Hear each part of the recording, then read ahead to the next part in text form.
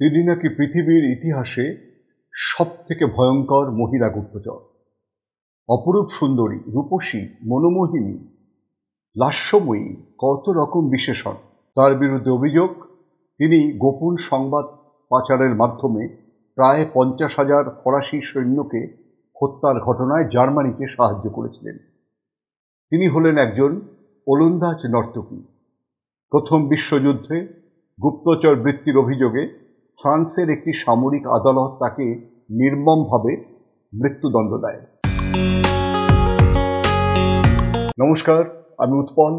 The voice of Utpal চ্যানেলে আজ একটু খুঁজে দেখবার চেষ্টা করি কে ছিলেন এই তথাকথিত গুপ্তচর।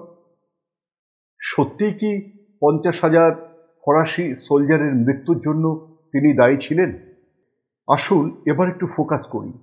কেন এক বিলাসবহুল পরিবারে জন্মগ্রহণ করেও মার্গারিটা গেরট্রুইডা জেলে ওরফে মাতাহারি প্রথম জীবনে সার্কাসের ঘোড়সওয়ার, নুড নৃত্যশিল্পী এবং পরে তথাকথিত গুপ্তচর হলেন। ফাইনালি মৃত্যুদণ্ড পেলেন অপরূপ সুন্দরী গুপ্তচর মাতাহারি। চলুন আমরা একটু ইতিহাসে ফিরে যাই। 7ই আগস্ট 1876 সাল, মার্গারিটা জেলে নেদারল্যান্ডসের ফ্রাসল্যান্ড প্রদেশে জন্মগ্রহণ করেন। তার বাবা ছিলেন অ্যাডাম জেলে, মা অ্যান্টেজ ভ্যান ডারমুলেন। তার 4 ভাই বোনের মধ্যে তিনি সবার থেকে বড় ছিলেন। তার বাবা অ্যাডামের একটি টুপির দোকান ছিল। পরবর্তীকালে তিনি অয়েল ইন্ডাস্ট্রিতে বিশাল অঙ্কের টাকা বিনিয়োগ করেন এবং যথেষ্ট সম্পদশালী হন। বাবার প্রচুর অর্থ থাকায় মার্গারিটার ছেলেবেলা কেটেছে বেশ বিলাসবহুলভাবে। পড়াশুনো করেছেন খুব কস্টলি স্কুলে। জমকালো পোশাক আর দাম্ভিক চালচলনে অভ্যস্ত ছিলেন মার্গারিটা। ফ্রিজল্যান্ড এবং জার্মান রক্ত শরীরে থাকলেও মার্গারিটার কালো চুল, বাদামি চোখ এবং অলিভ গায়ের রং দেখে কখনো ভারতীয় কিংবা ইন্দোনেশীয় মনে হতো। মার্গারিটার কিশোরী বয়সে 1889 সালে তার বাবার ব্যবসা দেউলিয়া হয়ে যায়।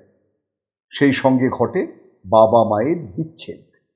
মার্গারিটার প্রতি অনুরক্ত বাবা তখন তার উপরেও মেজাজ দেখানো শুরু করেন এবং দূরে সরে যেতে লাগলেন মেয়ের কাছ থেকে। 1891 সালে তার মা মারা যান এবং 9 ফেব্রুয়ারি 1893 সালে তার বাবা সুসান্না ক্যাথরিনকে বিয়ে করেন।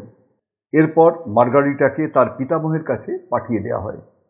স্কুলের প্রধান শিক্ষকের সাথে প্রেমের সম্পর্কে জড়িয়ে পড়ায় পিতামহ তাকে সেখান থেকে প্রত্যাহার করে নেন।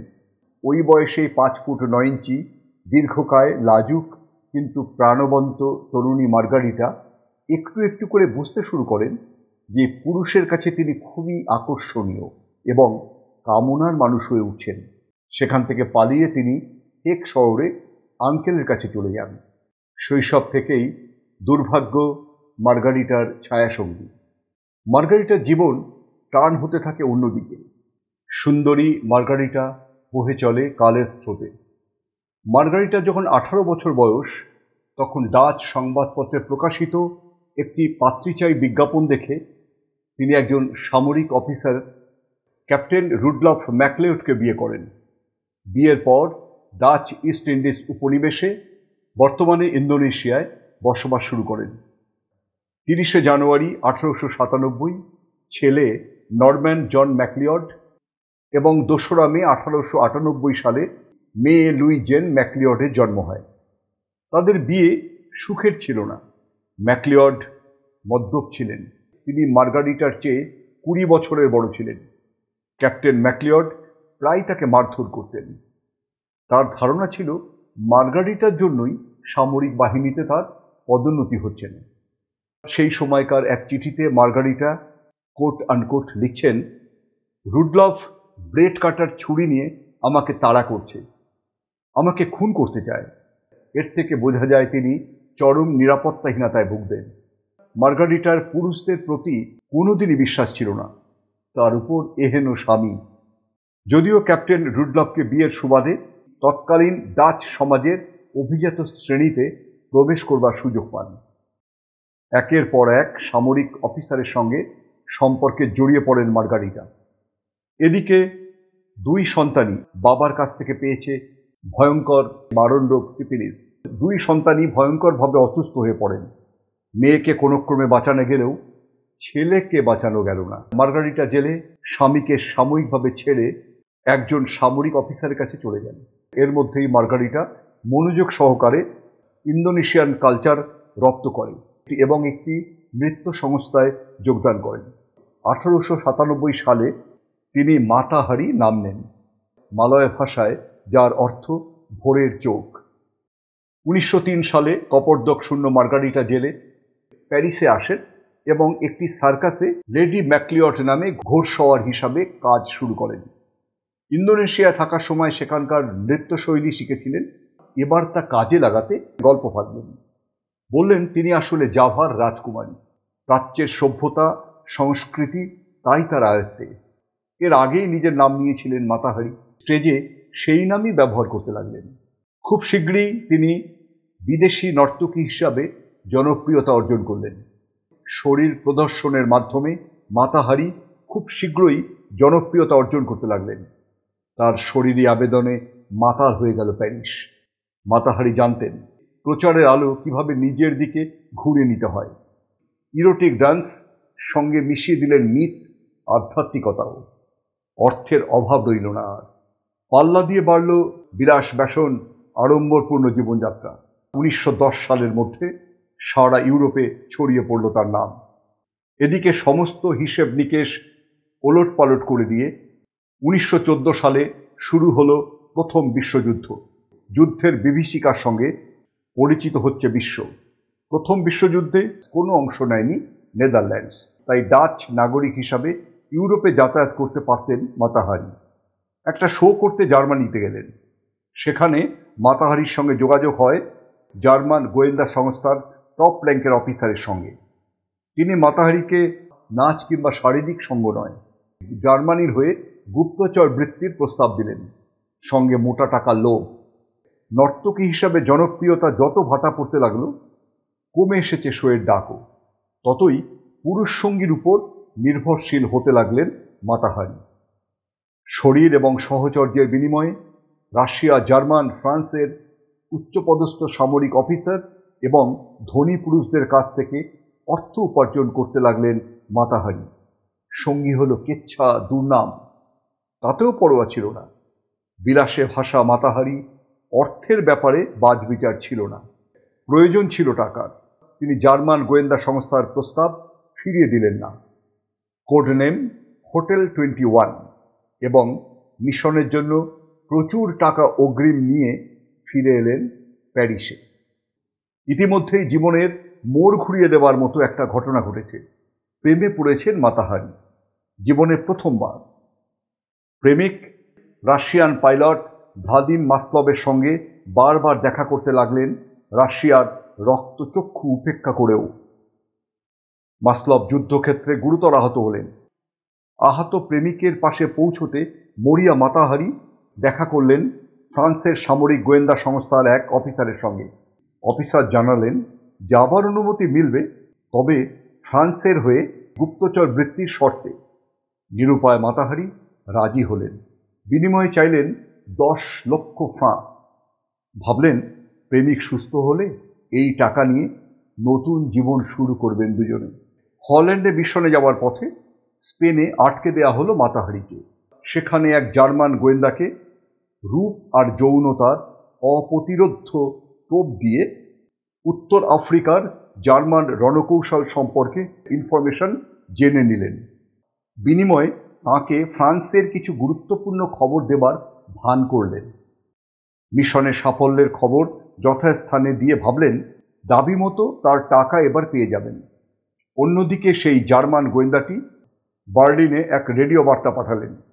জার্মান গুপ্তচর হোটেল 21 তাকে বেশ কিছু গুরুত্বপূর্ণ ইনফরমেশন দিয়েছেন।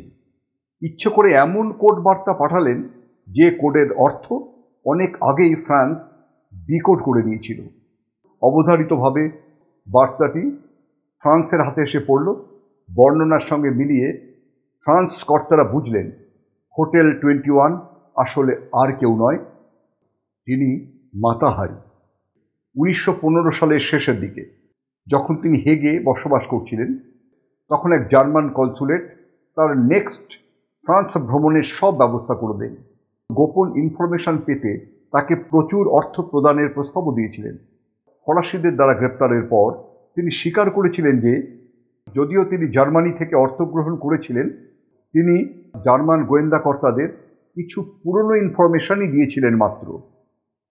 মাতা হারির কথিত বক্তব্য অনুসারে তিনি জার্মান অধিকৃত বেলজিয়ামে একজন ফরাসি গুপ্তচর হিসেবে কাজ করতে সম্মত হয়েছিলেন এবং জার্মানিদের সাথে তার পূর্বের চুক্তি সম্পর্কে ফরাসি গোয়েন্দাদের জানাতেও দ্বিধা করেননি। যে মেয়ে এমন সুন্দরী, এতগুলো ভাষায় অনর্গল কথা বলে যেতে পারে, যে মেয়ে কোনো পুরুষ সঙ্গী ছাড়াই একা ইউরোপ ঘুরে বেড়াবার ক্ষমতা রাখে, তাকে সন্দেহের ঊর্ধ্বে রাখা যায় না। প্রথম বিশ্বযুদ্ধে অজস্র পুরুষ এবং 10 জনেরও বেশি মহিলাকে গুপ্তচর সন্দেহে গ্রেপ্তার করা হয়েছিল। তাদের মধ্যে সব থেকে চর্চিত নাম মাতা হারি। খারাপ মহিলা তকমার আড়ালে যে প্রেমিক, যে মা লুকিয়ে রইল, তাকে কেউ দেখল না। জীবনে প্রথমবার ফ্রান্সের হয়ে যে গুপ্তচর বৃত্তি করবার চেষ্টা তিনি করেছিলেন, সেটা শুধুই নিজের প্রেমকে বাঁচাবার জন্য। অজস্র পুরুষকে বিছানায় সঙ্গ দিয়ে খুব সম্ভবত তিনি ক্লান্ত হয়ে পড়েছিলেন, তাই 40 বছর বয়সে স্থিতু হতে চেয়েছিলেন, কিন্তু ততদিনে অনেক দেরি হয়ে গেছে। প্রেমিক ভাদিম মাসলভ তার ঘোর দুঃসময়ে মুখ ফিরে নিলেন। মাতা হারি গ্রেপ্তার হবার পর তিনি সাফ বলে দিলেন তাদের দুজনের ভালোবাসার সম্পর্কে কোনো মূল্য নেই তার কাছে। এতটা প্রবঞ্চনা আশা করেননি মাতা হারি। খবর শুনেই কোর্টরুমে অজ্ঞান হয়ে গিয়েছিলেন। সন্তানকে কাছে না পাওয়ার যন্ত্রণাও নিরন্তর তাড়া করেছে তাকে। একসময় অর্থের অভাবে মেয়েকে কাছে রাখতে পারেননি। পরে যখনই চেষ্টা করেছেন, তার নগ্ন ছবি, চরিত্রের দুর্নাম তার বিরুদ্ধে ব্যবহার করেছে তার স্বামী। বলেছে পতিতা কখনো ভালো মা হতে পারে না। মেয়েকে অজস্র চিঠি লিখেছিলেন মাতা হারি, সব ফেরত এসেছিল। এমনকি মরিয়া মা নিজের মেয়েকে স্কুল থেকে অপহরণেরও চেষ্টা করেন। বলা বাহুল্য, সেটা সফল হয়নি। ফরাসিরা মাতা হারিকে দ্বিচারিতা করবার জন্য সন্দেহ করতে শুরু করেন এবং 13 ফেব্রুয়ারি 1917 প্যারিসে গ্রেপ্তার করে কারারুদ্ধ করা হয়। কর্মকর্তারা জার্মানির পক্ষে তার গুপ্তচর বৃত্তির কার্যকলাপে প্রায় 50,000 ফরাসি সৈন্যের মৃত্যুর জন্য দায়ী করেন। যদিও এই অভিযোগের সমর্থনে কোনো প্রমাণ পাওয়া যায়নি। 1917 সাল 24 এবং 25 জুলাই একটি সামরিক আদালত তাকে বিচারের মুখোমুখি করে মৃত্যুদণ্ড দেন। কাগজে কাগজে সবিস্তারে ছাপা হলো তার মৃত্যুদণ্ডের খবর। বিশ্বাসঘাতকের তো এমনই শাস্তি হওয়া দরকার। খুশি সরকার, খুশি জনগণ। আর এই চেনা চিত্রনাট্যের আড়ালে হারিয়ে গেল এক হতভাগ্য নারীর লড়াইয়ের গল্প। সত্যিই কি বিশ্বাসঘাতকতা করেছিলেন তিনি, নাকি নিছক রাজনীতির বলি হয়েছিলেন এই অপরূপ সুন্দরী কুখ্যাত গেরট্রুইডা জেলে ওরফে মাতা হারি? 15 অক্টোবর 1917 শেষ রাতের ঘণ্টা বাজছে দূরের ঘড়িতে। ফ্রান্সের কুখ্যাত জেলের নোংরা এবং দুর্গন্ধময় 17 নম্বর সেলে দুজন সন্ন্যাসীকে নিয়ে পৌঁছলেন কর্তব্যরত অফিসার। ভারী বুটের শব্দে চমকে ঘুম ভেঙে উঠে বসলেন সেলের সাজাপ্রাপ্ত অপরাধী মাতা হারি। চোখে মুখে তখনও অবিশ্বাস। অসম্ভব, এ অসম্ভব। মুহূর্তে নিজেকে সংযত করে পোশাক পাল্টে একঢাল কালো চুলে ঢেকে নিলেন 3 কোনা টুপি। সন্ন্যাসিনীদের বললেন, আমি প্রস্তুত। প্যারিসের শুনশান রাজপথ দিয়ে ছুটে চলল গাড়ি। কি দেয়নি এই শহর তাকে? নাম, যশ, অর্থ। তার স্বপ্নের শহর প্যারিস। গাড়ি থেকে নামতে গিয়ে পা কেঁপে গেল একটু। বধ্যভূমি প্রস্তুত। ফায়ারিং স্কোয়াডের সামনে 12 জন সৈন্য লাইন করে দাঁড়ালো। চোখ ঢাকলেন না, মৃত্যুর চোখে চোখ রাখতে চান। মৃত্যুর আগে তিনি ফায়ারিং স্কোয়াডের সোলজারদের দিকে ফ্লাইং কিস ছুড়ে দিলেন। অধিনায়ক হাত নামিয়ে গুলির আদেশ দিলেন। গুলি হলো 11টি, কারণ একজন সৈন্য অজ্ঞান হয়ে পড়ে গিয়েছিলেন। নতজানু হয়ে বসে পড়লেন তিনি। মুখে একটা রেখাও কাঁপল না। মাথা হেলে গেল পিছনের দিকে। মৃত্যু নিশ্চিত করতে কপালের ঠিক মাঝখানে আরেকটি গুলি। স্বগতোক্তি করলেন অফিসার। এ মেয়ে জানে কিভাবে মরতে হয়। ফরাসি খবরের কাগজগুলির প্রথম পাতায় ফলাও করে ছাপা হলো মৃত্যু সংবাদ। একটি সংবাদপত্র লিখল, আমাদের দেশের আতিথেয়তাকে দিনের পর দিন ব্যবহার করে শেষে আমাদের সঙ্গেই বিশ্বাসঘাতকতা। উপযুক্ত শাস্তি পেল মাতাহারি। কেউ লিখল, সামরিক আদালতে নিজের ঘৃণ্য অপরাধের কথা স্বীকার করেছিলেন তিনি। সবাই জানল, রূপসী, মোহিনী, লাস্যময়ী মাতাহারি আসলে জার্মানির গুপ্তচর, যার বিশ্বাসঘাতকতায় হাজার হাজার ফরাসি সৈন্য যুদ্ধে মারা গেছে। কুখ্যাত ডবল এজেন্ট মাতাহারির মৃত্যুর পিছনে যে কি ইতিহাস লুকিয়ে কেউ জানল না, জানতে চাইলও না। সুন্দরী, অপ্রতিরোধ্য যৌন আকর্ষণের অধিকারী, বিশ্বাসঘাতক, পৃথিবীর অন্যতম সেরা গুপ্তচর, এত সবকিছু মিলিয়ে যে ছবিটা আঁকা হলো তার তলায় ঢাকা পড়ে গেল মাতাহারির অন্য মুখ। আদৌ কি তিনি গুপ্তচর ছিলেন? বিতর্ক কম নেই তাই নিয়ে। তদন্তকারী ম্যাজিস্ট্রেট যেমন বলেছিলেন, the greatest women spy of the century.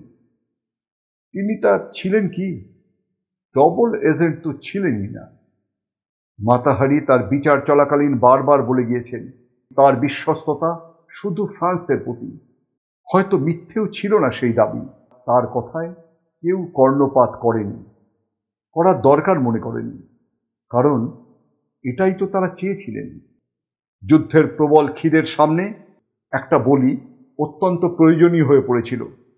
যখন একসঙ্গে ফ্রান্স আর জার্মানির উচ্চপদস্থ সামরিক অফিসার এবং গোয়েন্দা দপ্তরের অধিকর্তাদের সঙ্গে ঘনিষ্ঠ হচ্ছেন তিনি, তখন ঘটনাচক্রে ওয়েস্টার্ন ফ্রন্টে যুদ্ধে কৌশলগত ত্রুটির জন্য জার্মানির কাছে প্রবল ধাক্কা খায় ফ্রান্স। প্রচুর সৈন্য মারা গিয়েছিল সেই যুদ্ধে। 1917 সালে রণক্লান্ত ফ্রান্সের সোলজাররা বিদ্রোহ করছে। এই অবস্থায় বিদ্রোহী হতোদ্যম সৈন্যদের মনোবল ফিরিয়ে এনে হারতে বসা যুদ্ধটা জেতার জন্য একজন বিশ্বাসযোগ্য, বিশ্বাসঘাতক দরকার ছিল। ঠিক সেই কারণেই হয়তো হারের দায়ভার চাপানো হয়েছিল মাতাহারির উপর। এর চেয়ে আদর্শ বলি আর কেই বা হতে পারে? যে মেয়ে নগ্নতায় নির্লজ্জ, যার পুরুষ সঙ্গী গুণে শেষ করা যায় না, অর্থের লোভে যে সবার শয্যা সঙ্গী হতে পারে, সেই মেয়ে গুপ্তচর হবে না তো কি হবে? নিপুণ হাতে তার বিরুদ্ধে ফাঁদ পেতেছিল জার্মানি আর ফ্রান্স। আর রাজনৈতিক পরিস্থিতি সম্পর্কে সম্পূর্ণ অজ্ঞ মাতাহারি বোকার মতো সেই ফাঁদেও পা দিয়েছিলেন। আরও একটা বড় কারণ ছিল, সেই সময় জার্মানির আসল গুপ্তচর যারা ফ্রান্সে কাজ করছিল তাদের থেকে নজর ঘুরিয়ে ফ্রান্সকে বিভ্রান্ত করা। রাজনীতি, ক্ষমতা লিপ্সা আর যুদ্ধ মেশানো এত জটিল খেলা মাতাহারি বুঝতেই পারেননি। মাতাহারি কি ছিলেন আর ছিলেন না তা নিয়ে তার মৃত্যুর 100 বছর পরেও বিতর্ক এবং গল্পের শেষ নেই। তার ব্যবহৃত জিনিস এখনো অবিশ্বাস্য দামে নিলামে ওঠে। বহু আলোচিত এই চরিত্র জন্ম দিয়েছে অজস্র বই এবং চলচ্চিত্রে। শৌর্যের খ্যাতি আর চরিত্রের কুখ্যাতি নিয়ে মাতাহারি এক কিংবদন্তি। আর কে না জানে কিংবদন্তির মৃত্যু নেই। নমস্কার। এই রকম ইনফরমেটিভ ভিডিও শুনতে ভয়েস অফ উৎপলকে সাবস্ক্রাইব করুন, লাইক করুন, শেয়ার করুন এবং আপনাদের সুচিন্তিত মতামত কমেন্টস করে আমাদের ভিডিওকে আরও ইনফরমেটিভ, আরও সুন্দর করে প্রেজেন্ট করতে সাহায্য করুন।